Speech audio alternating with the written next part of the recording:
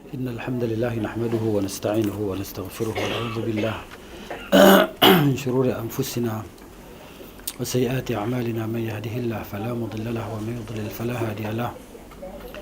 أشهد أن لا إله إلا الله وحده لا شريك له وأشهد أن محمدا عبده ورسوله صلى الله عليه وعلى آله وأصحابه وعلى كل من اهتدى بهديه واستنى بسنته واقتفى أثره إلى يوم الدين. أما بعد. اللهم رب اشرح لي صدري ويسر لي أمري واحلل عقدة من لساني يفقه قولي. Muka surat 384 membentuk demonstrasi, tajuk tu ya, membentuk demonstrasi massal, demonstrasi yang melibatkan golongan banyak, ini orang ramai lah. Jadi muka surat 384 tu perenggan yang kedua tu ya, sebelum bawah tu perenggan yang ketiga, dua. Salah satu cara yang ditempuh adalah menyuruh mereka keluar dalam kerumunan massa yang berseru. Kerumunan massa ni orang ramai yang berseru lah.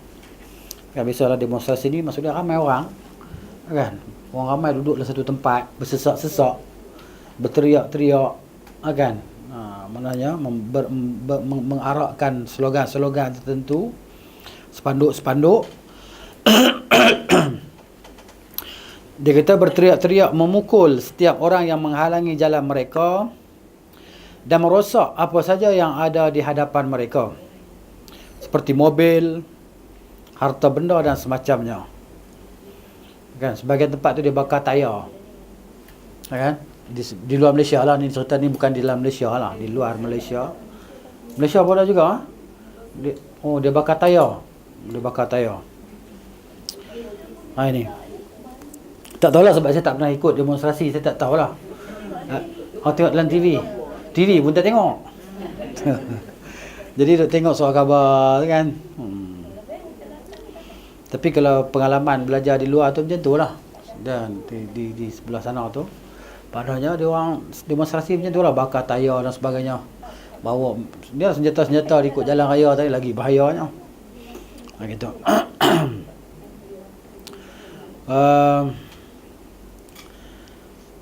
Seperti dia kata, ketika mereka melakukan arak-arakan tadi, para koordinator, pemimpin aksi yang memperlihatkan kekuatan mereka di hadapan ahlul halli wal aqd, nak tunjukkan kekuatan mereka kepada al-umara wal ulama, maksud dia kan, kepada para pemimpin, nak tunjukkan kekuatan mereka tadi. Mereka dalam jumlah yang ramai, dia berbangun untuk lawan lah, bantah, maksud dia membantah sesuatu yang tak kena dengan perasaan dan hati mereka, kan. Mereka tampakkan itu dengan mengkerutkan dahi sebagai bentuk paksaan, menurut anggapan mereka, dengan wajah-wajah bengis tadi kan, wajah-wajah nak marah dan sebagainya, terhadap ahlul halli wal aqdi.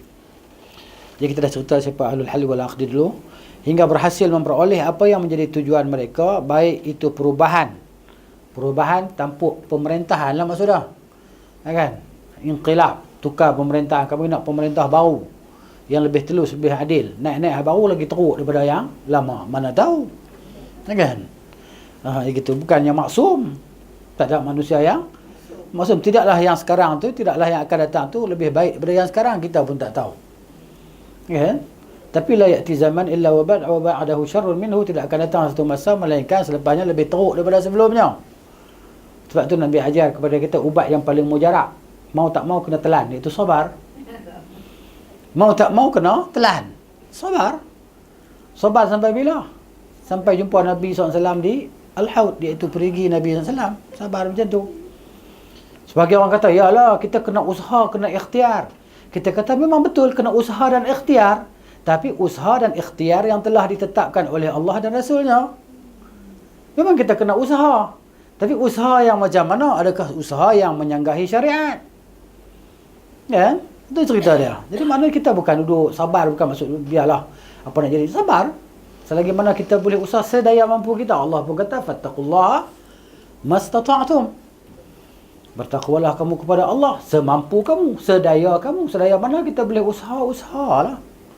Jadi janganlah usaha tadi yang menyanggahi syariat. Demonstrasi ini bukan daripada ajaran Islam, dia daripada barat yang dibawa masuk ke negara-negara umat Islam oleh orang-orang Islam yang mengaku Islam, yang terpengaruh dengan budaya barat, kan? Contohnya inilah dia yang terbaik untuk kita. Lawangan demonstrasi tadi kan. Salah. Tengok dia kata. Perubahan harta atau yang lainnya. Mereka nak harta macam kita lah. Kita nak tuntut bahawa duit kita dapat lebih. Jangan diambil banyak oleh pihak kerajaan. Seperti GST dan tol dan sebagainya. Ya kan? Tol semakin lemah semakin naik. Bukan nak turun. Naik kan. Satu ya turun hujan. Hujan turun. Kalau hujan naik kemah. Itu cerita dah. Ya kan? Jadi kita nak. Atau yang lainnya. Gitu. Kendati ni walau kan.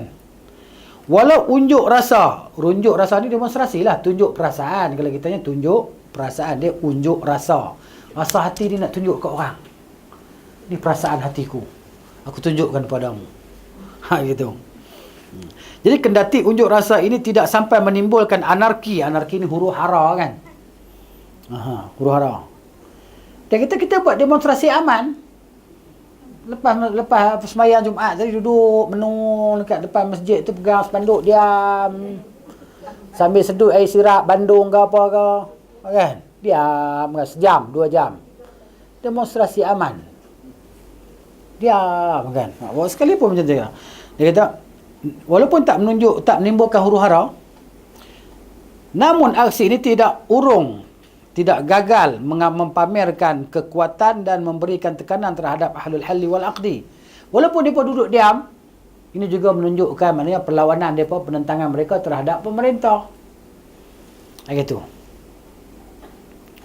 Tapi kita baca ini, kita sebut ini, ramai orang tak setuju. Ramai orang sangat, bukan sikit, sangat ramai orang tak setuju dengan apa yang kita baca.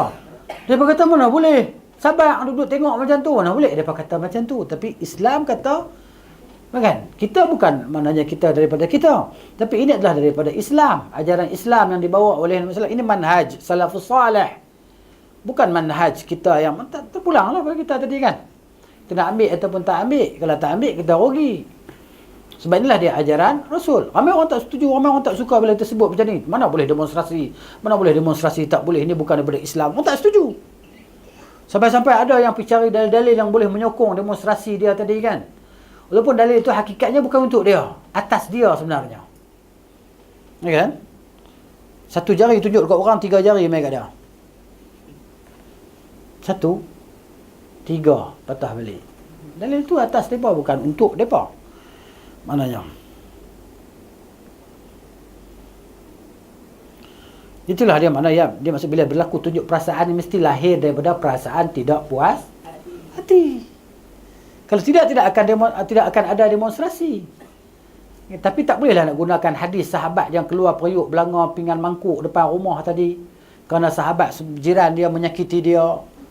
Kan tak boleh nak guna dalil tu sebagai membolehkan demonstrasi tadi terhadap pemerintah. Adapun hadis tadi nak tunjuk pada jiran sebelah tadi kan, dia diarahkan oleh pemerintah. Diarahkan oleh Nabi SAW.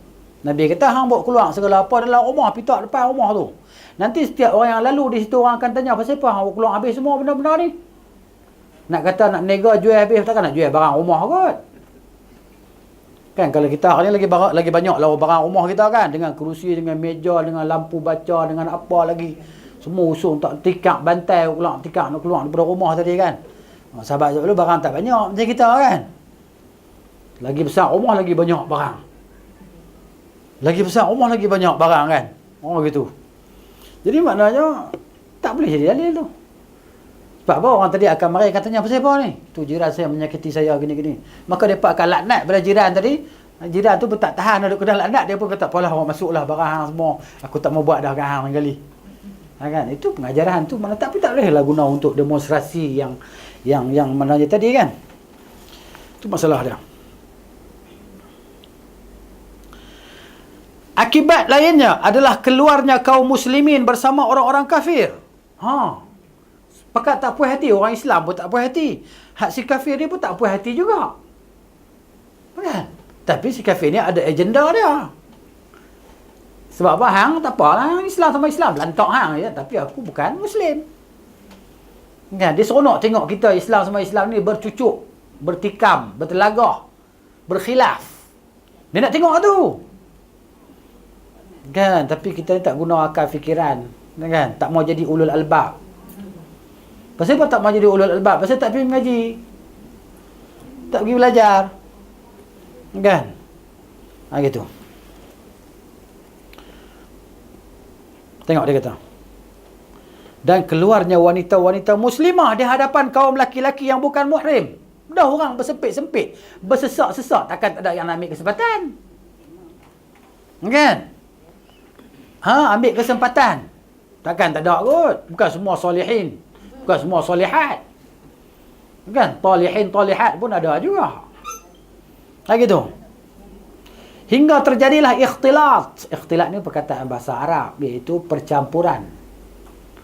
Kan? Ikhtalata, yakhtalitu ikhtilatan. Ikhtilat, perkataan khalata. Khalata ni campur. Percampuran. Mana demonstrasi perempuan sebelah, lelaki-lelaki sebelah? Kan? Sama sekali tu kan? Gitu. Dia nampak dah ini bukan daripada Islam. Tapi kesian orang Islam tu yang emosi, semangat lebih daripada agama dan ilmu dan agama tadi, macam tu lah. Kalau kita perhatikan orang-orang yang ikut serta dalam unjuk rasa tersebut, unjuk perasaan, maka orang yang bijak pasti akan meragukan target akhir yang hendak dicapai oleh para pimpinan aksi ini. Apa dah target akhir dia? Kalau kita tengok, kan, semuanya untuk kepentingan dia. Untuk kepentingan dia. Kan? Sampai-sampai yang taksub sangat pada dia ni, kelaslah kata apa, inilah dia Mahdi yang kita tunggu-tunggu. Bukan orang besar ni pensyarah mana ada cakap macam tu kan. Inilah dia Al-Mahdi yang kita tunggu-tunggu. Na'uzubillah. Macam tu rupa dia. Dia masuk penjara, dia seronok dalam penjara, mana kita tahu. Dalam penjara. Kan? Nama yang penjaranya. Macam hero Hindustan masuk penjara lah. Relax, tak ada apa kan. Sebaiknya kita memfokuskan pembahasan pada unjuk rasa. Dia kata sebaiknya kita fokuskan pembahasan ni pada tunjuk perasaan yang terjadi di negara-negara Islam. Dia tengok. Kan, di daulah-daulah Islamiah tadi. Akhirnya kita kata macam di Syria dulu, mula-mula tunjuk perasaan. Di Mesir, tunjuk perasaan dia mula-mula. Tapi apa yang berlaku rentetan daripada peristiwa tersebut? Kehancuran, kebinasaan, penindasan, kezaliman, kebuluran. Kan, pembantaian, mati. Sampai kanak-kanak tadi kan. Bunuh macam bom kan, dia kenal orang. Dia kata dia tak boleh ni, budak-budak ramai. Dia kena kot lain. Bukan dia ada mata telinga bom tadi kan. Dia mari talah kot tu lah. Bukan dia kata sini budak-budak kanak-kanak ramai ni. Tak boleh dah. Kita kena kot lain cari tempat apa. Mana ada kot tu. Kan, mati, tengok kan, mati. Ramai, kesian. Tu tengok kesian dia duk hantar tu kan. Hak duk berpelukan abang dengan adik kecil ya. Abang baru umur 7 tahun, adik baru umur 5 tahun, baju pun tak ada. Pakai seluar apa nama koyak-koyak ni kan. Duk berdekap dengan adik dia duk atas tangga tu. Mak ayah tak ada, mati habis. Hasil dari permulaan tadi kan, demonstrasi aman. Tak ada kekuatan. Kita tengok kan, nak kata apa, kita pun tengok. Boleh tengok aja kita ni. Tengok pun kita sambil duk apa? Duk makan rempeyek. Sambil duk makan biskut, chips more dan sebagainya. Ataupun sambil duk hirup kuah Maggi. Duk tengok cerita sedih. Kebuluran tadi kan. Sampai pergi mamah meja pun ada makan. Dah betul. Meja yang hak jenis tu kan. Kunyah meja makan. Hasil daripada tu. Ni ayah ketua-ketua ni tak ada lari luar negara awal lagi dah. Dia duk manage kot jauh tu. Duk pakai remote control. Hang buat ni. Macam kes Turki baru ni lah. Kan? Dia duduk di mana? Berapa ratus orang mati? Cerita macam tu lah. Kerosakan tadi kan. Maknanya benda yang bila Islam dilarang, dia panggil saduz zara'i', Islam larang daripada awal, jangan duk buat, tak elok. Nanti duk buat. Benda tu akan jadi keburukan selepas tu yang kita tak tahu. Kalaulah puak-puak Syria mereka bersabar dulu kan. Taklah mereka teruk sampai hari ni, sehingga mereka tadi tarbiyah dan tasfiyah mereka buat. Para ulama sampai ke ilmu, makin ramai orang yang dapat ilmu, makin ramai orang dapat hidayah, maka sendirinya Islam itu akan tertegak. Macam dakwah Nabi SAW lah. Kata macam mana Nabi tadi di Mekahnya, Nabi duduk dakwah berapa lama, Nabi duduk dakwah, duduk ajak orang dengan mukjizat yang Allah Ta'ala bagi dekat dia 13 tahun. Bukan semua orang masuk Islam pun. Sehingga Allah buka dekat Nabi SAW tadi peluang kemenangan, bahawa ramai orang yang akan masuk Islam kerana kesabaran Nabi SAW tadi berdakwah, ajak orang kepada tauhid dan iman dari akidah yang sahih tadi, sehingga tertegak satu negara kecil Islam. Tapi negara kecil, jiwa dalam tu besar. Jiwa besar. Nanti kita cerita, baca muka surat, 2 muka surat akan datang kisah macam mana perang Mu'tah tu kan. 3,000 orang tentera Madinah nak pergi lawan dengan 100,000 orang tentera Byzantine tu kan. Lepas tu campur pula 100,000 orang daripada Arab Nasara, 200,000 orang lawan dengan 3,000 orang. Tu dah tahun yang ke-8 Hijrah dah tu. Jamadil Awal tu kan, berlaku pada Jamadil Awal 8 Hijrah tu perang Mu'tah, 3,000. Seorang nak lawan dengan berapa orang? 200,000. Cerita kan macam tu. Jadi maknanya Islam tadi macam tu. Nabi yang Islam tadi, orang Kelantan kata koho. Dia kata koho lambat sangat. Kita nak naik macam tu terus. Nak naik cepat, jatuh pun cepat. Macam di Mesir tu kan, naiknya cepat, lepas tu jatuhnya pun cepat. Sebab apa? Sebab individu tadi kan tak ada tasfiyah dan tarbiyah. Dia kena tasfiyah dulu baru tarbiyah. Tasfiyah ni pembersihan. Nabi buat macam tu. Daripada syirik. Kan akidah songsang syirik tadi kan, penyembahan, pemujaan kepada ahli kubur dan sebagainya. Tapi sekarang masih ada, hatta di Mesir. Diceritakan bahawa budak-budak yang nak periksa tadi akan pergi ke kubur-kubur sekian, berdoa. Kalau ambil bahagian fiqh, usul fiqh ni, pergi kubur Imam Syafi'i lah. Doa situ. Tawasul. Kalau yang bahagian mengaji tafsir ke apa kan ni, pergi ke kubur Al-Suyuti. Kan, berdoa, tawasul. Benda-benda yang menyalahi akidah. Jadi orang macam ni akan balik ajar umat Islam tadi tentang macam tu. Sebab tu dia berpertahan sangat bab tawasul dengan orang dah mati ni. Kan? Tu cerita dia. Sebab dia pada buat benda tu. Tengok dia kata.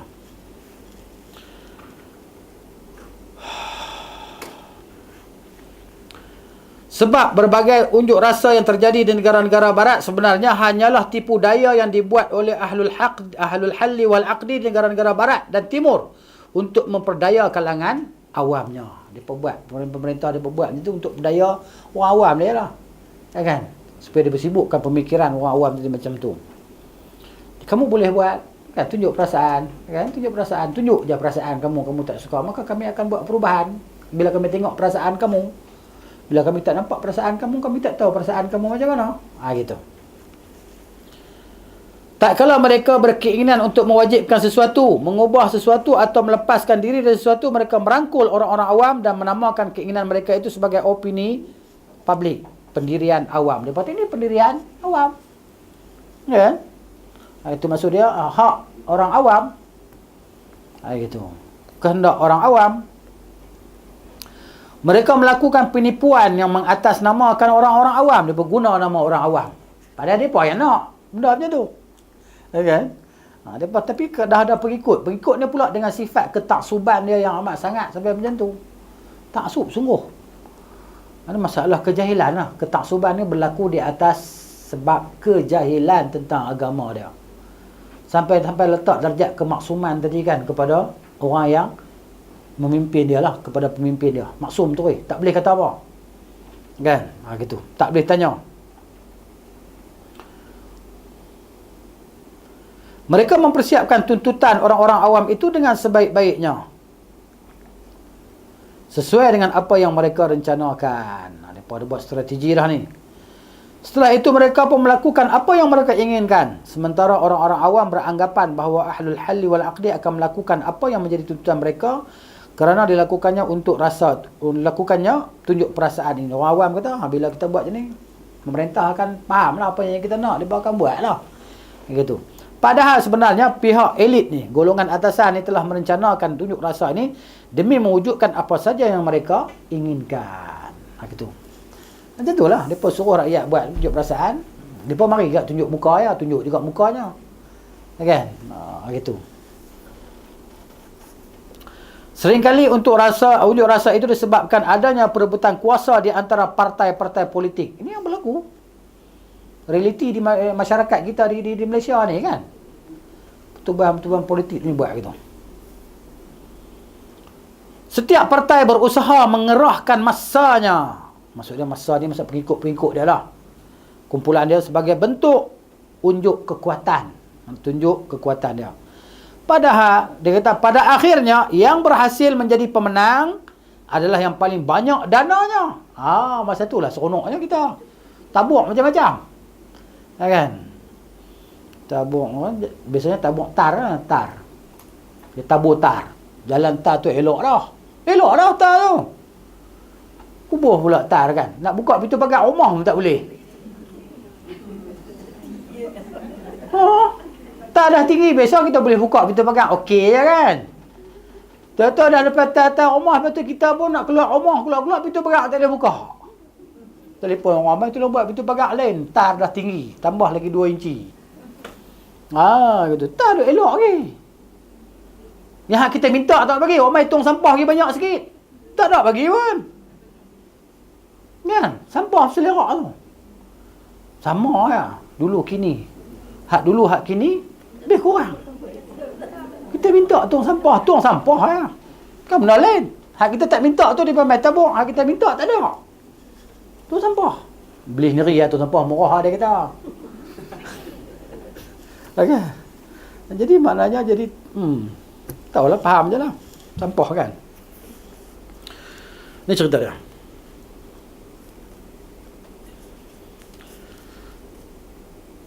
Perebutan kuasa tadi kan. Yang paling banyak dana dan paling dekat dengan kekuatan terselubung. Dengan kekuatan terselubung yang memegang kendali keputusan. Tanpa mempertimbangkan banyak dan sedikitnya pendukungnya daripada kalangan awam. Janji dia ada banyak dana, dia boleh buat mana dia boleh menang.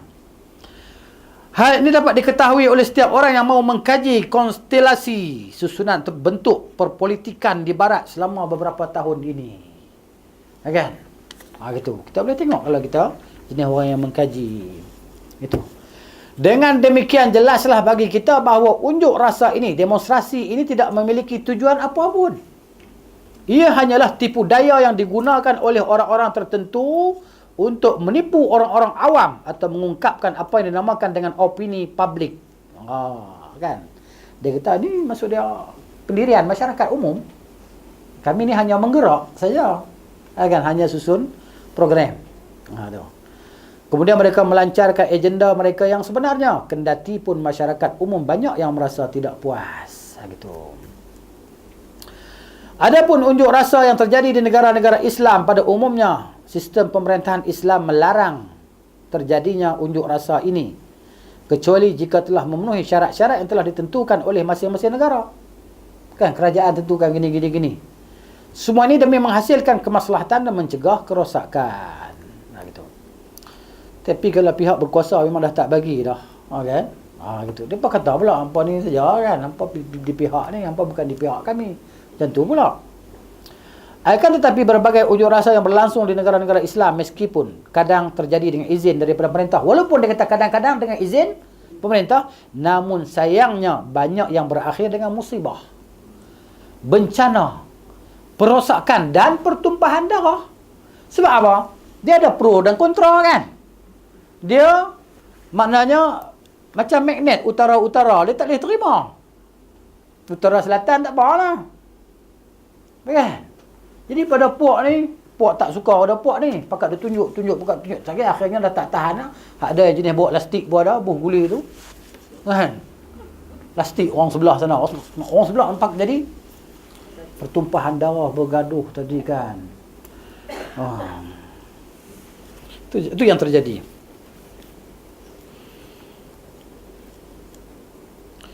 Namun ada kata hal ini tidak mendatangkan kemaslahatan bagi umat. Tak ada masalah bagi umat ini. Sebagai kompensasi, maksudnya imbalan pembayaran tadi daripada kerusakan besar yang ditimbulkannya. Mana tak ada masalah. Kan? Sebagai hasil daripada kerosakan yang ditimbulkan. Tak ada. Begitu. Kalau kita perhatikan aksi unjuk rasa yang terjadi di berbagai negara Islam, maka akan didapati adanya persamaan dengan kebiasaan orang-orang kafir dalam usaha mendatangkan kebaikan ataupun menolak bahaya. Bagi kaum muslimin, perbuatan ini diserupa dengan amar ma'ruf nahi mungkar. Amar ma'ruf nahi mungkar ada jalan dan cara yang telah diajar oleh Islam. Kan? Kita nak melarang kemungkaran yang dilakukan oleh seorang yang level di atas pada kita, pemimpin umpamanya. Bukan kita boleh duk menjerit-jerit, duk sebut, duk protestate, duk tunjuk. Dia punya aib dia tadi kan, korek habis. Segala ada apa semua kan, korek habis. Daripada aib kawan tu kan. Malahnya buat poster besar-besar. Penyamun, pencuri, curi wang rakyat, apa lagi kan. Macam-macam lah dia guna bahasa-bahasa tadi kan. Nabi kata, kan, kalau memang benar dia buat, kamu duk maki-maki belakang dia tu, irtabtahu, engkau telah mengumpatnya. Dosa mengumpat ni bukan dosa kecil, dosa besar. Dosa besar. Irtabtahu. Kan? Kalau betul, kalau dia tak buat, maka bahat tahu engkau telah memfitnahnya. Dua-dua mampu. Cerita dia. Kan? Jadi masalah. Ganti daripada kita duk maki-maki hamun dia tu, ganti tu kita doakan untuk dia. Apa salahnya? Doa bisa relate. Kita untung, dia pun untung. Tak ada siapa nak mampu. Kasak bunyi mampu itu kan. Jadi tak apalah.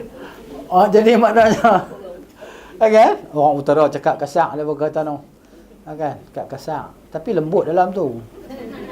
Macam bodoh dengan jahil lah. Hang bodoh sungguh ni. Marah. Tapi hang jahil. Lembut sikit. Tak apa. Jahil bahasa Arab dia tahu. Tak apa. Okey. Aku memang jahil. Tapi kalau kata dia bodoh. Dia aku memang bodoh dia tahu. Tak kata kan. Saya memang bodoh. Dia tak kata gitu. Tapi saya jahil. Tak dia boleh mengaku kan. Bodoh dengan jahil sama. Itu cerita dia. Ni. Nahi amar ma'ruf dan nahi mungkar tadi kan. Jadi ganti kita duk maki amun, kita doa kebaikan. Jadi Allah bagi malaikat pun aminkan doa kita. Amin. Walaka misluhu, untuk engkau pun macam tu juga. Apa salahnya? Doa dia dapat hidayah tadi kan. Kita pun tak cerita kat siapa, kita doa bi zahril ghaib di belakang dia tadi. Tiba-tiba Allah bagi hidayah dekat dia dengan doa kita. Kan? Kita untung, semua untung. Gitu. Tapi itulah dia maknanya Allah Ta'ala bagi manusia ni kan perasaan ammarah tadi kan, nafsu yang menyuruh. Ammarah ni nafsu yang sangat menyuruh. Ammarah ni bukan makna marah sangat. Ammarah daripada perkataan amara ya'muru. Ammarah fa'alah, sangat-sangat menyuruh. Gitu. Namun dia kata sebagaimana telah dimaklumi bahawa amar ma'ruf ni suruh kebaikan. Nahi mungkar, nahi ni larang. Nahyun, naha, yanha. Mungkar lah perkara keji, melarang daripada kemungkaran. Itu tidak dilakukan dengan cara barat seperti ini. Islam dah ajak cara kita, kenapa kita ambil hak bukan Islam buat untuk kita? Kan? Sebab kaum muslimin memiliki cara dan prinsip tersendiri dalam melaksanakan amar ma'ruf dan nahi mungkar.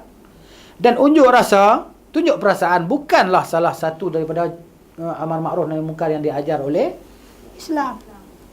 Kenapa apa ambil? Ni Pak Haji tu buat kerja ni. Siap pakai sorban lagi. Kan? Gitu. Tapi dia kita kena ambil lah ni maknanya hikmah, bukan dalatul mu'min. Hikmah ni barang keciciran orang beriman. Aina yajidu yaltaqituha, di mana dia dapat, dia ambil. Tapi hadis tu dhaif lah. Cumanya tu bukan hikmah. Sebab apa? Hikmahnya apa yang Islam ajar, cara-cara penanggulangannya. Saya boleh hafal dah perkataan Indonesia ni. Okey. Penanggulangannya. Penyelesaiannya, solusi dia. Mana baca buku Indo ni untung lah.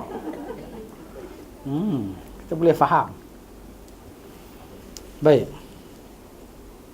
Selanjutnya anda akan menyaksikan dalam aksi unjuk rasa tersebut adanya propaganda cukup jelas yang dilakukan oleh orang yang mengatur jalannya unjuk rasa tadi. Ada propaganda dia, ada tujuan dia, ada rancangan dia.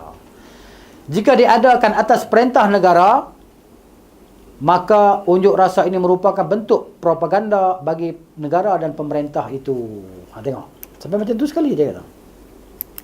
Mereka mengelu-elukan, maksud berarak bawa poster tadi. Mengelu-elu ni maksud dia mengarak-arak jalan di jalan raya, berarak tadi kan. Maksud itulah menjulang-julang poster pemimpinnya di atas kepala.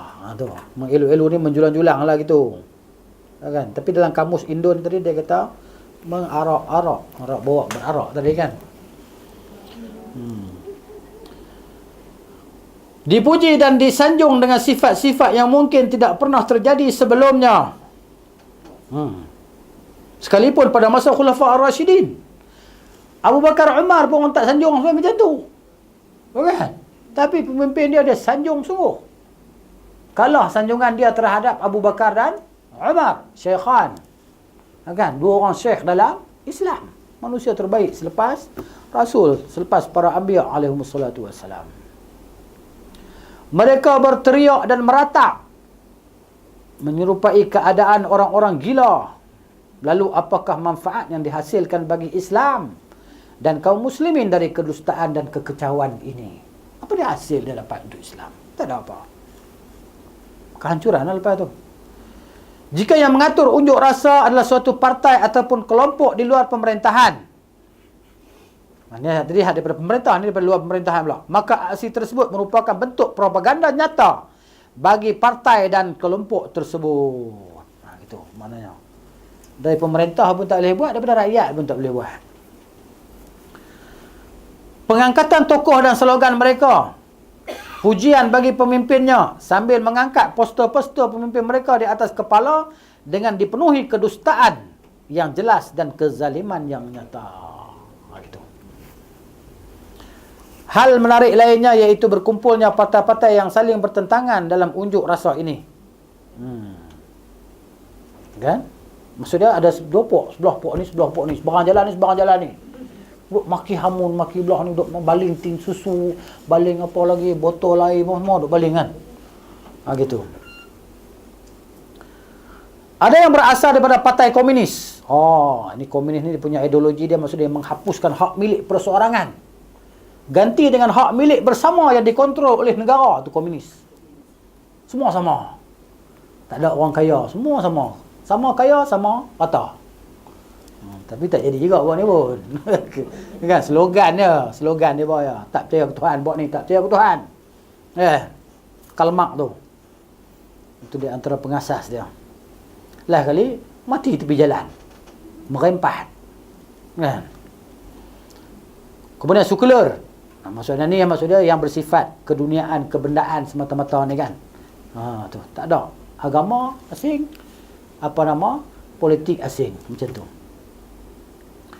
Kemudian kelompok takfiri pula. Ni satu kelompok yang suka duk kafir-kafir orang. Saya hukumkan dia ni kafir, saya hukumkan dia ni kafir. Tukang hukum orang jadi kafir. Dia tak mana tak tahu. Kan? Gitu. Saya tengok dalam YouTube ada seorang budak tu lah, ustaz lah dia panggil. Dia duk kafirkan satu ustaz tu. Dia syarah di UAE. Dengan ini saya menjatuhkan hukum kafir kepada si fulan. Terkejut tak tengok dalam tu kan. Senang dia kafirkan orang. Kalau orang tak kafir, petah balik kat dia. Tu cerita dia. Golongan takfiri. Lepas tu bila kita cerita pula, dia kata hampa mengkafirkan orang. Ibn Taymiyah dia kata mengkafirkan kaum muslimin. Apanya bengapnya sungguh. Kan? Ibn Taymiyah mengkafirkan kaum muslimin. Memang tak sekolah agama langsung. Tu cerita dia. Jadi nak kena sekolahkan orang yang macam tu. Payah. Jadi tak mau sekolah. Kalau jenis nak sekolah ni senang. Tang mana Ibn Taymiyah ni kafirkan orang. Dia maksudnya gitu, dia baca, dia faham dia sendiri. Ibn Taimiyah tak kata, dia kata Ibn Taimiyah kata. Tu satu pendustaan. Teruk nak kena bagi pahala kat kawan tu. Banyak pahala dia besok Ibn Taimiyah ni. Orang daripada kurun yang ke-8 dulu sampai kurun yang ke-15 ni, 14 ke 15? Kurun yang ke-15 ni. 15. Berapa ratus tahun dah orang duk maki hamun dia, berapa banyak pahala dia boleh dapat. Berapa banyak pahala dia boleh. Maka Muhammad Abdul Wahab ni belakang ni ya. Kan? Ibn Taimiyah berapa lama? Orang berapa ramai orang duk tuduh dia kafir. Hatta orang tak kenal dia pun. Hatta orang tak erti baca kitab Arab pun. Tak erti baca tajuk kitab dia pun. Ibn Taimiyah mengkafir ke orang. Kita ambil hampuk kitab Ibn Taimiyah depan dia, orang baca tajuk ni, terjemah sikit tajuk ni. Bukan nak kerak jari, kerak kaki dah lah. Memang dia tak erti baca lah. Dia harap penasihat dia. Kan? Dia harap penasihat dia. Penasihat dia pembohong dia pun pembohong juga. Kena tipu. Bukan tipah tertipu. Dia yang tertipu. Gitu. Baik. Tang mana tadi? Takfiri tadi kan?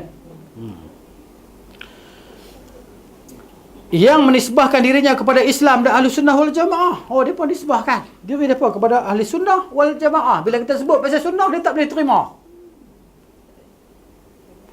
Ada orang kemarin, saya cerita satu hadis dalam Sahih Muslim.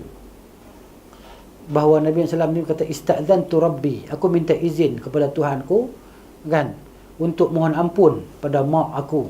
Falam ya'zan li, Allah tak izinkan. Kemudian, aku minta kepada Tuhanku untuk ziarah kubur mak aku. Maka Allah izinkan. Dia kata macam mana hari ni kita ni? Kan? Kita kata tu hadis Sahih Muslim. Kita ni sayang mak Nabi macam Nabi sayang mak dia lah. Kita sayang dekat Nabi. Nabi ni anak sayang mak dia, tapi kita kata apa yang Nabi kata. Tak lebih daripada tu. Dia pun marah. Mana boleh macam tu dia kata. Bukan mak dia ni, ayah dia ni hidup zaman fatrah apa semua. Kan? Fatrah dia kata, dia faham kata fatrah tu maknanya hampa sembahlah berhala tu, apa benar pun hampa tetap Muslim. Habis tu kita kata yang Waraqah bin Naufal hidup zaman tu apa? Lepas tu apa lagi? Zaid bin Amr bin Nufail hidup zaman tu apa?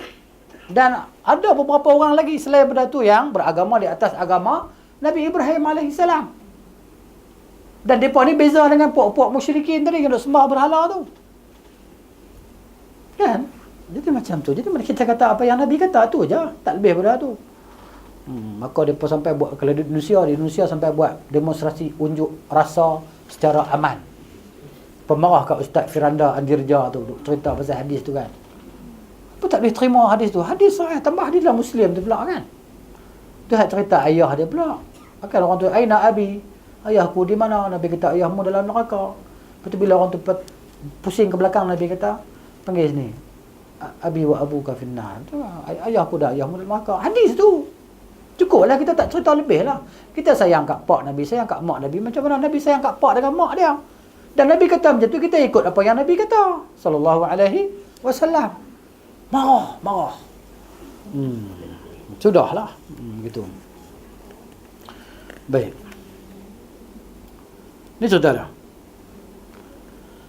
Kemudian serta kelompok takfir yang menisbatkan dirinya kepada kelompok Rafidah. Kelompok Rafidah ni duk kafirkan, lagi tahu depa kafirkan sahabat-sahabat Nabi semua kan. Depa ayah Muslim, maknanya semua kafir. Rafidah ni di Iran tu lah. Mereka seluruhnya keluar dalam satu kelompok. Kan? Semua campur dalam tu. Masing-masing mengangkat bendera, slogan dan poster pemimpinnya. Semakin besar bendera dan poster yang diusung, berarti semakin besar propaganda menyesatkan yang ditimbulkan oleh kelompok yang keluar dari jamaah ini. Dia keluar daripada kumpulan tu kan. Keluar ke jalan-jalan raya sebagainya, bawa poster tadi. Poster tu, satu poster tu banyak mana kan. Tapi untunglah orang yang percetakan tu, untunglah. Kan, mereka pun doa juga, ya Allah kan, bagilah orang main poster besar, untung besar. Kalau mereka tak mau buat, tak apa, orang lain boleh buat. Tu saya buat. Kan? Begitu. Setelah sepanjang hari itu dipenuhi oleh berbagai macam kejadian dan bentrokan. Bentrokan ni pertentangan lah. Perbalahan. Bahkan bisa sampai terjadi pertumpahan darah. Setiap dari mereka yang telah lelah, penat kan, berteriak itu akan kembali ke rumahnya sebagaimana mereka keluar dari rumah tadi. Iaitu setelah dia membuat kerosakan di negerinya sendiri. Balik dia buat rosak di negeri dia sendiri, dia pun balik lepas tu penat. Betul. Setelah menyebabkan terbunuhnya sekian orang kerananya dan terlukanya banyak orang, balik lepas tu dia kembali dengan tangan hampa daripada kemenangan. Menangnya tak pun. Kan? Mereka tidak membela Islam dan tidak pula menjadi penghancur kekufuran. Tak pun. Balik penat je. Duduk jemur tengah panas kan. Jemur tengah panas.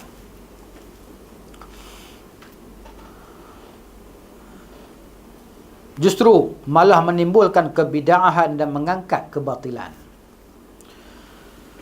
Karena itulah unjuk rasa ini tidak mendatangkan manfaat dan kemaslahatan sama sekali bagi Islam dan kaum muslimin. Tak ada manfaat berlangsung. Dan hal ini pun tidak memiliki landasan dalil baik daripada kitab Allah dan sunnah Rasulnya sallallahu alaihi wasallam maupun amalan para salafus salih. Tak ada pun. Zaman Hajjaj, zaman Yazid bin Muawiyah tu kan, zaman Hajjaj bin Yusuf As-Saqafi ni tak ada Islam, tak ada umat Islam menunjuk perasaan pun. Kalau adanya yang membantah daripada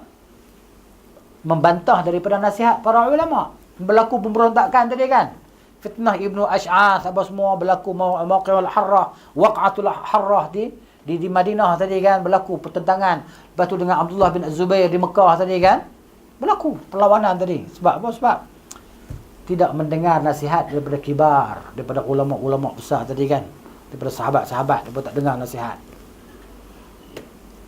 Hatta Ibnu Umar kita baca dulu kan, dia marah, dia tak bagi keluar keluarga dia. Banyak keluar, duduk dalam rumah. Gitu.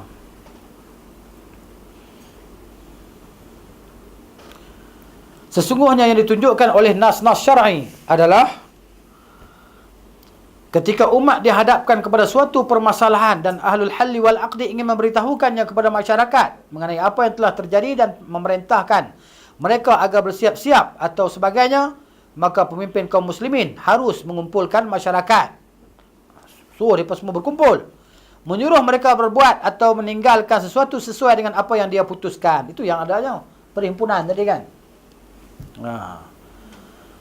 Atau menjelaskan kepada mereka mengenai jalan keluar daripada fitnah yang telah terjadi. Ataupun memperingati mereka daripada fitnah tersebut. Dikumpulkan semua rakyat dia tadi. Dia nak beritahu. Setelah itu orang-orang kembali ke rumahnya dalam keadaan menerima semua itu, mengetahui apa yang diinginkan dari mereka dan bersiap-siap menghadapi apa saja yang akan terjadi tanpa menimbulkan bahaya ataupun kerosakan. Ini dari jalan salaf. Ini ajaran salaf, manhaj salaf. Gitu. Berikut ini semoga Allah melindungi anda daripada fitnah. Beberapa hadis yang berhubungan dengan permasalahan di atas. Hadis dari Abdullah bin Amr bin Al-As radhiyallahu anhuma, dia berkata, tatkala terjadi gerhana matahari pada masa Rasulullah sallallahu alaihi wasallam diserukan as-salatu jami'ah, kan? Lalu Rasulullah SAW melakukan 2 kali rukuk dalam satu rakaat. Rakaat pertama 2 kali rukuk, kemudian beliau bangkit dan melakukan 2 kali rukuk dalam satu rakaat. Kemudian matahari tersingkap. Mana Nabi mula solat gerhana tadi daripada start tutup, matahari itu mula tutup kan. Jadi habis solat pun habis. Berapa jam tu? Surah Al-Baqarah lah jawab dia. Kan? Menggigil lah lutut tu, menggigil. Rukuk tu macam nak putih urat pinggang. Lama kan.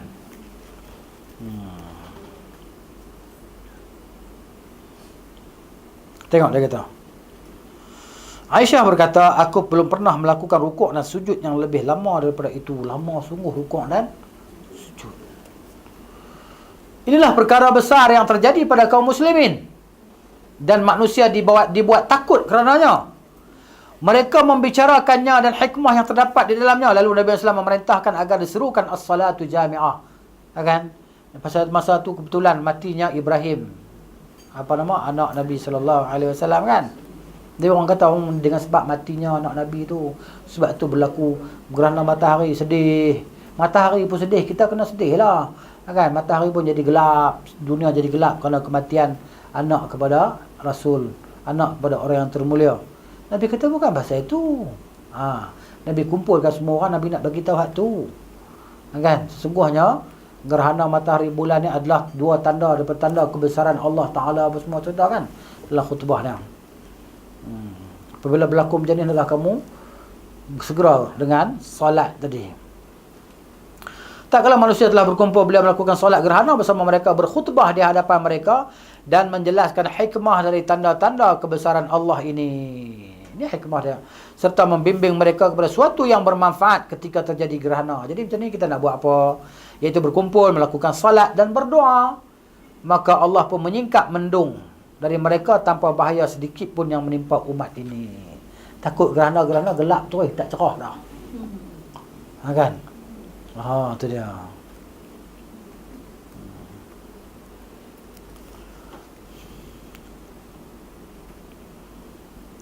Dari Abu Musa Al-Ash'ari radhiyallahu anhu. Abu Musa ni kita kenal dia kan, seorang sahabat Nabi daripada Yaman. Dia datang bersama dengan 50 orang sahabat-sahabat daripada Yaman. Dia berjumpa Nabi SAW di Mekah, kan? Beriman dengan Nabi, kan? Kemudian dia berhijrah ke Habsyah. Lepas tu Nabi hijrah ke Madinah pada tahun yang ke-8, tahun yang ke-7 hijrah tu, pada hari Khaybar barulah dia datang dengan 2 kapal lah, bersama dengan semua orang Islam daripada Habsyah tadi kan. 2 buah kapal datang ke Madinah. Masa tu Nabi dah di Khaybar. Itu cerita Abu Musa tadi. Dan Nabi ni mana aja puji dia lah. Nabi puji dia. Kan ke Nabi lalu dia duk baca baca Quran kan. Esok Nabi kata, malam tadi aku lalu aku dengar kau baca Quran sedap. Jadi Rasulullah dia kata, kalau saya tahu Rasulullah lalu saya baca sedap lagi, dia kata. Maknanya boleh bagi sedap lagi suara dia. Tu Abu Musa Al-Ash'ari radhiyallahu anhu. Dan Nabi kata utita. Ya kan? Utita mizmar min mazamir ali Daud. Kau telah diberi seruling kan, daripada seruling keluarga Daud. Mana Daud, Nabi Daud ni suara sedap jugalah. Suara merdu. Abu Musa ni suara dia merdu. Lepas tu Nabi hantar dia ke Yaman. Balik ke Yaman dengan Muaz bin Jabal jadi duta di sana. Muaz bin Jabal, Nabi kata dekat dia, kan? Tataw'a wa la takhtalifa. Kan? Tataw'a wa la takhtalifa. Bashiru, kan? Bashiru wa la tunaffiru. Nabi kata.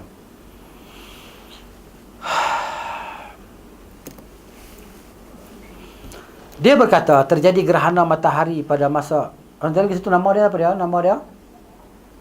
Nama Abu Musa apa dia? Siapa tahu nama dia? Abdullah bin Qais.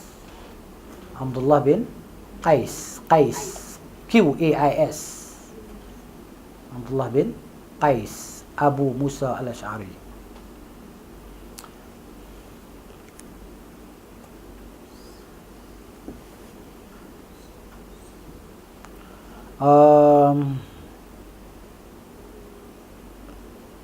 Lalu beliau bangkit dalam keadaan kaget, cemas. Bila berlaku gerhana matahari pada masa Nabi SAW, baginda bangkit kan, dalam keadaan cemas lah, kaget, cemas. Khawatir terjadinya kiamat. Nabi takut kiamat. Hingga beliau mendatangi masjid. Lalu beliau melaksanakan solat dengan berdiri, rukuk dan sujud yang paling lama. Aku tidak pernah melihat beliau melakukannya seperti itu dalam solat manapun. Kemudian beliau bersabda, Inna hadhil ayat. Ini cerita khutbah Nabi lah. Inna hadhil ayat allati yursilullahu la takuni limauti ahadin wala li hayati. Sesungguhnya ayat-ayat ini yang Allah utuskan bukanlah kerana kematian seseorang dan tidak kerana hidupnya ataupun dilahirnya seseorang. Walakin Allah yursiluha yukhawifu biha ibadah. Akan tetapi Allah utuskannya untuk mempertakutkan para hambanya. Fa idza ra'aitum minha syai'an, bila kamu melihat sesuatu daripadanya, fafza'u, nalah kamu semua segera kalut ila zikrihi, kepada berzikir kepadanya, wa du'aihi, dan menyeru berdoa kepadanya, wa istighfarihi, dan memohon ampun kepadanya. Itu maksudnya. Kemudian dari Khalid bin Sumair, dia berkata, Abdullah bin Rabbah al-Ansari mendatangi kami. Dan dia adalah susuk yang dianggap alim oleh orang-orang Ansar. Aku kemudian menghampirinya, Khalid bin Sumair ni. Saat dia telah dikelilingi oleh orang banyak, lalu Abdullah berkata, Abu Qatadah, prajurit berkuda Rasulullah SAW. Dia cerita tentang Abu Qatadah. Abu Qatadah nama dia Al-Harith bin Rubai. Nama dia Abu Qatadah ni. Sahabat ni dah kebanyakannya dikenali dengan dia punya gelaran dia lah. Kunyah dia, gelaran dia. Abu Hurairah, Abu Qatadah. Kan? Gitu. Abu apa? Abu Sa'id. Banyak lagi lah. Kan? Nah, jadi mana gitu. Nabi kita sendiri pun Abul Qasim sallallahu alaihi wasallam. Jadi Abu Qatadah ni Al-Harith bin Rubai, dia ni seorang pahlawan berkuda bagi Rasulullah sallallahu alaihi wasallam. Dia telah menyaksikan perang Uhud dan Al-Hudaybiyah. Ahli Hudaybiyah. Mati dia ketika umur lebih kurang 70 tahun dia mati lah. Meriwayatkan kepada kami, dia berkata bahawa suatu ketika Rasulullah SAW mengutus satu pasukan. Kemudian beliau bersabda, ni pasukan ni maksud perang Mu'tah yang berlaku pada tahun yang ke-8 Hijrah, perang Mu'tah ni. Jamadil Awal. Nabi kata, patuhilah Zaid bin Harithah. Siapa Zaid bin Harithah ni? Anak angkat Nabi SAW. Yang daripadanya dah Usamah bin Zaid. Zaid mati perang Mu'tah lah, dia ke panglima awal ni. Dia yang pertama mati ya. Namun jika Zaid gugur, maka Ja'far bin Abi Talib. Siapa Ja'far bin Abi Talib? Sepupu Nabi sallallahu alaihi wasallam. Yang Allah gantikan dia dengan sayap.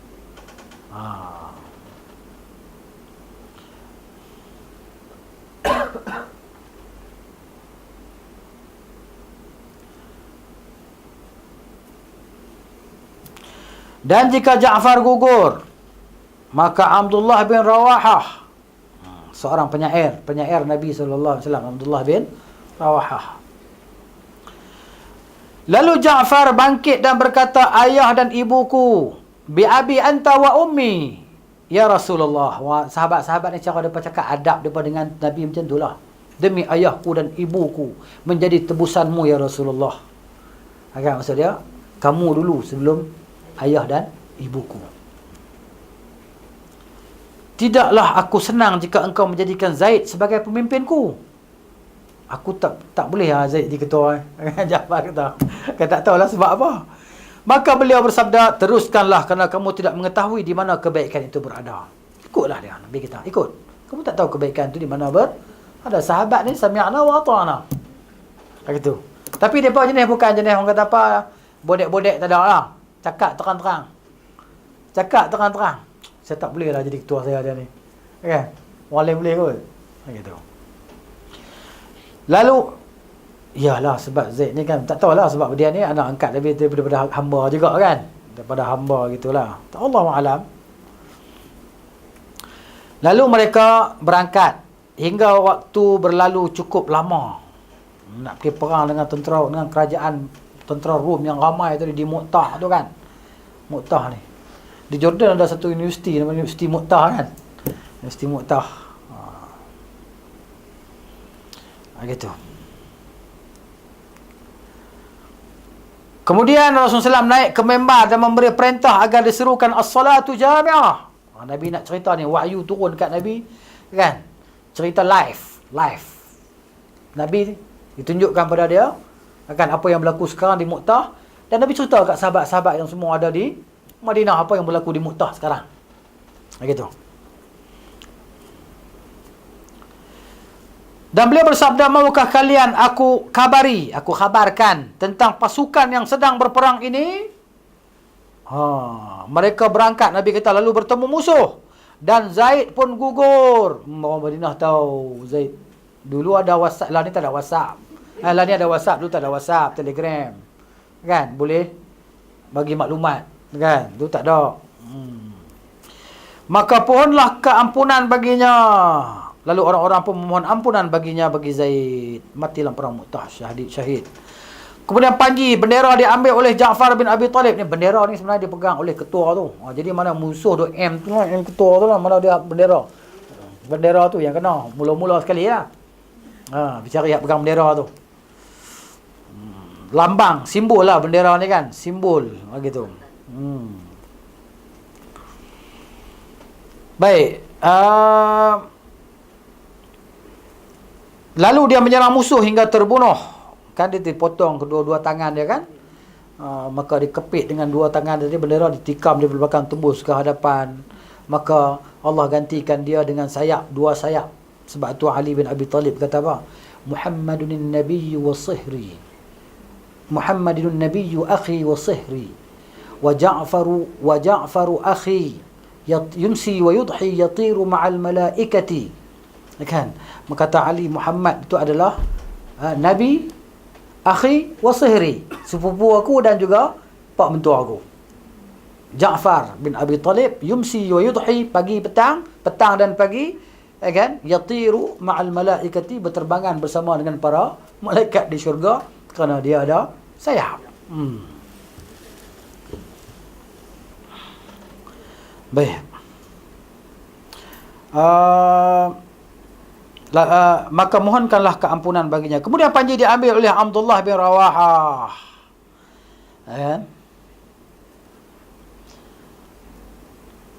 Kedua telapak kakinya tetap teguh hingga dia terbunuh. Maka mohonkanlah ampunan baginya. Kisah Abdullah bin Rawahah ni maknanya mula-mula dia berasa ketak juga. Dia berasa ketak, menggigil juga. Maka ditap juga pegang bendera. Dia kata apa? Ya nafsi mali araki takrahinal maut. Wahai diri, kenapa aku nampak engkau bencikan kematian? Dia kata. Maka dia kata fataqaddami, ke depan dia kata. Dia kata pada diri dia sendiri lah, duk menggigil ketak tengok kan. Dia pakat mati ramai tu. Musuh di hadapan sangat ramai. Perang juga dia. Mati syahid Abdullah bin Rawahah. 3 orang jeneral tadi kan mati habis. Maka mohonlah ampunan baginya. Kemudian panji diambil oleh Khalid bin Al-Walid. Ini Khalid bin Al-Walid radhiyallahu anhu. Dia ni pakar strategi perang. Pakar. Tak ada orang sebelum dan selepas dia punya strategi. Ya kan? Sampai hari ni orang duk belajar taktik perang Khalid tadi. Cuba bayangkan. Dia ni ketua pasukan di Iraq zaman Abu Bakar As-Siddiq. Iraq ni dengan Mekah ni jauh. Dia sempat lagi naik kuda dia pergi buat haji. Sempat lagi wukuf di Arafah dengan Abu Bakar. Dia Arafah, dia mari cari Abu Bakar. Kata Abu Bakar, tapi macam mana kamu boleh sampai sini? Kamu tinggalkan tentera di sana. Kan? Macam mana dia naik kuda pecut? Naik kuda pecut daripada Iraq sampai ke Mekah. Itu dia. Pergi nak buat haji. Tinggal tentera dia di Iraq tu. Ni Khalid Al-Walid ni maknanya gitu. Dan dia tidak termasuk komandan pasukan. Nabi tak tunjukkan dia sebagai ketua perang pun. Nabi tak tunjuk pun. Tapi dah orang lain nampak dia yang paling hebat sebab siapa kenal dia. Zaman jahiliah dia yang maknanya ketua pasukan perang Uhud apa semua tadi kan. Kalau orang Islam strategi dia hebat lah maknanya gitu. Dan dia ni orang gagah. 9 pedang patah. Kecuali Sahifah Yamaniyah, 1 pedang buatan Yaman di tangan dia, tu yang duk tahan. 9 bilah pedang patah hari tu. Besi boleh patah tangan dia, macam mana bayang ya kan? Gitu. Bila dah tak ada siapa ni kelang kabut, orang suruh dia ambil lah Abu Sulaiman. Dia kata aku tak layak, aku ni kemudian. Dia kata ambil. Orang kata ambil, dia pun ambil. Fa fatahallahu alaihi, maka Allah buka untuk dia lah. Tu perang ni siang sampai ke malam. Malam tu dia susun strategi, dia tukar. Hak sebelah ni pergi duduk sebelah ni. Hak depan pergi duduk belakang, belakang duduk depan. Lepas tu satu kumpulan pula pergi duduk belakang bukit sana, duduk hambur debu, pasir. Jadi musuh tengok pagi esok, ni muka lain. Hak duduk lawan kita, ni muka lain. Dia pun berasa lemah semangat lah. Lepas tu tengok pula ada bantuan. Macam ada bantuan daripada sana. Jadi dia pun lemah, rasa lemah. Jadi situlah dia boleh susun selamatkan orang Islam. Ramai yang tak ramai yang matilah dalam peperangan tu. Bila balik ke Madinah, orang Madinah pakat duk baling pasir kat depa. Maka depa kata, "Ya Furrar, hampa ni lari dari medan perang." Maksud dia, orang dosa besar lah lari dari medan perang kan. Nabi kata, "Jangan kamu kata depa ni Furrar, jangan kata depa ni lari. Katalah mereka ni Qurrar, depa ni akan patah balik." Kan, balik ambil kekuatan nanti pergi pula. Kan zaman Umar tadi kan. Kemenangan atas Islam, begitu. Kemudian Rasulullah mengangkat kedua lengan atas beliau dan bersabda, ya Allah, dia adalah salah satu pedang daripada pedang-pedangmu, maka tolonglah dia. Maka sejak hari itu Khalid bin Al-Walid dijuluki sebagai Saifullah Al-Maslul, pedang Allah yang terhunus. Itu dia. Dan akhirnya dia mati, bukan mati kena tikam di medan perang, mati di atas hamparan dia, menderita sakit, luka. Sakit. Luka sana sini. Wa ma fi mawdi jasadi, dia kata wa ma fi jasadi mawdi' shibril. Tak ada sejengkal pun di badan aku melainkan bekas tikam, bekas tombak, dan itulah dia. Mati sakit tu.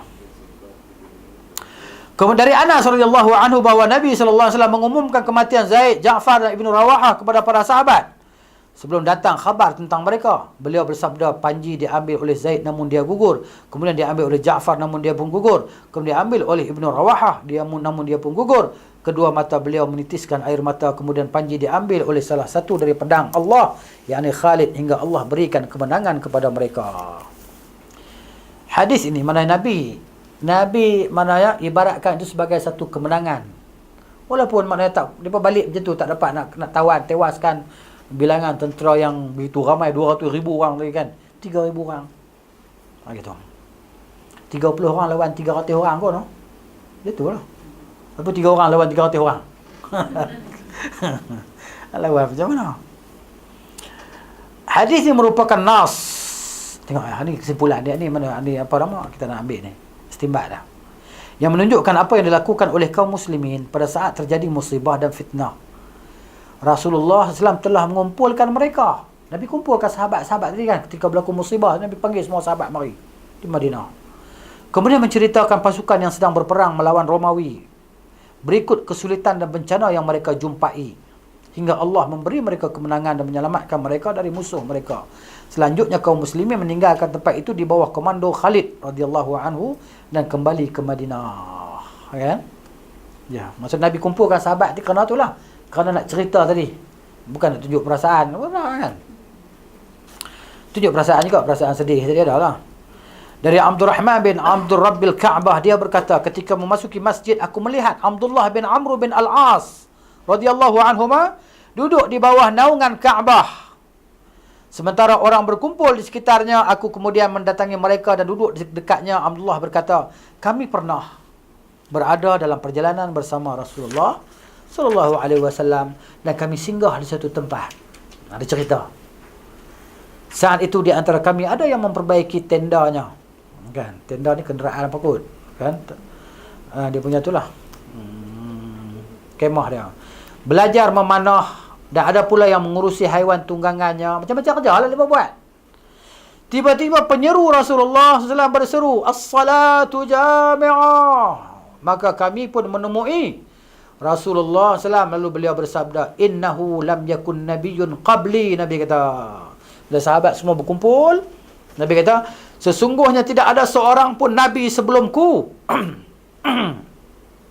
illa kana haqqan alaihi, melainkan menjadi hak atasnya, ayyadulla ummatahu ala khairi ma ya'lamu lahum, bahawa dia menunjukkan atas umatnya atas kebaikan apa yang dia tahu untuk mereka. Wa yunzirahum syarra ma ya'lamuhu lahum, dan dia memperingatkan kepada mereka tentang keburukan yang dia tahu untuk mereka. Wa inna ummatakum hadhihi, sesungguhnya umat kamu ini, ju'ila afiyatuha fi awwaliha, keselamatannya dijadikan pada generasi awalnya. Wa sayusibu akhiruha wa yusibu akhiraha bala'un wa umurun tunkirunaha, dan umat ini yang akhirnya akan ditimpa bala'un ujian lah, wa umurun, dan perkara-perkara yang kamu semua mengingkarinya, wa taji'u fitnatun, dan akan datang fitnah, fayuraqqiqu ba'duha ba'dan, sebahagiannya akan apa dia kata, akan raqqaqa ni jadi kecil, memecahkan sebahagian yang lain lah, gitu. Maksud lebih halus, sebahagiannya lebih halus daripada sebahagian yang lain. Dia kata apa? Sebahagian lebih ringan, yang sebahagian tu ringan, lebih ringan, lebih kecil, lebih halus daripada sebahagian yang lain. Wa taji'ul fitnatu, dan akan datang fitnah, Nabi kata, fayaqulul mu'min, maka orang beriman akan berkata, hadhihi muhlikati, inilah dia kebinasaanku. Inilah dia kebinasaanku.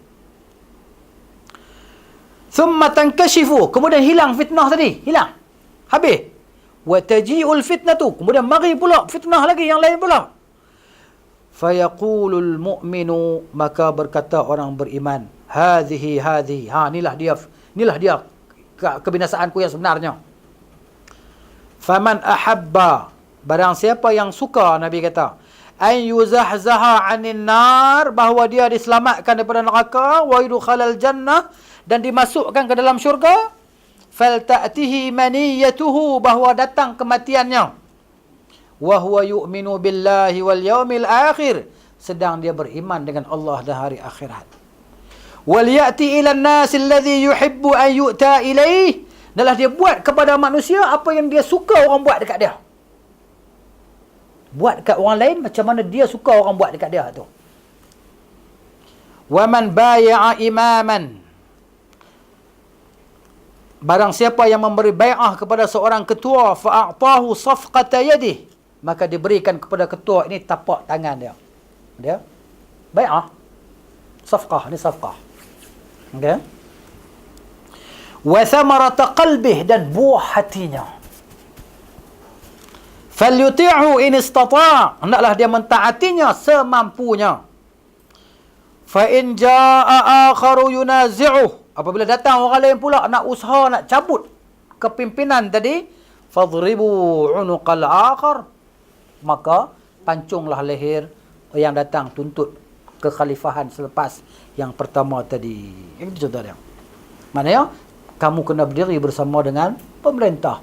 Wa in jara wa in zalama, sekalipun dia jahat dan dia zalim, tapi selama mana dia muslim, wajib mentaati dia, bukan pada perkara maksiat. Orang tak boleh terima, orang kata, mana boleh, tak boleh sudah, kul mutu bi ghaizikum, ikut suka hang lah. Buat macam mana? Barang siapa ingin dijauhkan dari, terjemahan tak payah baca dah, terjemah dah tak. Mana tadi? Lalu aku, Abdul Rahman bin Abdul Rabbil Ka'bah mendekati Abdullah bin Amr dan bertanya, demi Allah, apakah kamu telah mendengar ini dari Rasulullah SAW? Lalu dia mengulurkan kedua tangannya, kedua telinga dan dadanya seraya berkata, ni, kedua telingaku telah mendengarnya langsung dan difahami oleh hatiku. Gitu. Mana yang faham ni hati yang ni, yang di sini faham ni. Kita dia ingat faham di sini. Rupanya faham tu di sini. Hati tak ni jantung tu. Hati tak mana? Tak kira lah kan, hati. Di situ faham tu. Kan? Maka aku pun berkata kepadanya, ini sepupumu Muawiyah. Muawiyah sepupu dia. Dia memerintahkan kami agar memakan harta sama kami dengan cara batil dan membunuh jiwa-jiwa kami. Dia kata macam tu pula. Saling membunuh. Padahal Allah berfirman, ya ayyuhallazina amanu la ta'kulu amwalakum bainakum bil batil. Kata kamu Muawiyah macam tu pula. Muawiyah ni sahabat Nabi, penulis wahyu pula tu, radhiyallahu anhu. Wahai orang beriman, jangan kamu makan harta benda kamu dengan cara yang batil di antara kamu, illa an takuna tijaratan an taradin, kecuali cara berniaga yang redha sama satu sama lain. Wala taqtulu anfusakum, jangan duk bunuh diri kamu sendiri. Innallaha kana bikum rahima, sesungguhnya Allah Maha penyayang dengan kamu semua. Abdul Rahman berkata, terjemahan tu kan. Tadi hadis ini, Abdullah bin Umar diam sesaat, dia kata. Diam. Bila nama Abdul Rahman kata macam tu, Abdullah bin Amr bin Al-As diam sesaat. Maka dia berkata, taatilah dia dalam ketaatan kepada Allah dan janganlah mentaatinya dalam kedurhakaan terhadapnya. Gitu. Kalau dia buat macam tu lah. Tapi Muawiyah dia tak buat macam tu, radhiyallahu anhu. Hadis ini juga merupakan dalil tentang kewajipan penguasa ketika terjadi fitnah, iaitu mengumpulkan manusia, terutama ahlul halli wal aqdi, di antara mereka kemudian memberitahu mereka tentang sesuatu yang bermanfaat dan dapat menjadi penyelamat bagi mereka ketika terjadi fitnah dan musibah. Kita tak suka apa yang dibuat oleh penguasa tadi, kita bersabar. Kalau kita boleh jumpa dia personal, kita jumpa, cerita kat dia masalah kita. Dia memang tak mau jumpa kita pun, dia tak kenal kita siapa. Kan? Jadi minta dekat Tuhan dia, iaitu Allah Ta'ala tadi kan. Minta dekat Tuhan dia. Allah Ta'ala dibolak balik hati dia. Kan? Gitu. Bukan penting pun kita jumpa dia, yang pentingnya dapat apa yang kita nak tadi kan. Gitu. Oh, masa dah habis. Jadi kita sambung lagi lah bertilu sini. Seandainya pemimpin kaum muslimin tidak mengumpul masyarakat, kita sambung situ kan.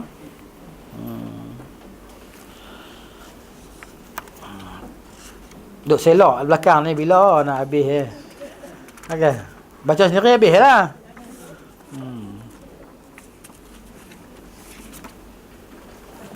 394 433 muka surat. Kan? 433 muka surat. Sikit lagi. Nyak ni lagi. Habis ya insya-Allah. Wallahu ta'ala alam bis-shawab. Subhanakallahumma wa bihamdika asyhadu an la ilaha illa anta astaghfiruka wa atubu ilaik. Assalamualaikum warahmatullahi wabarakatuh.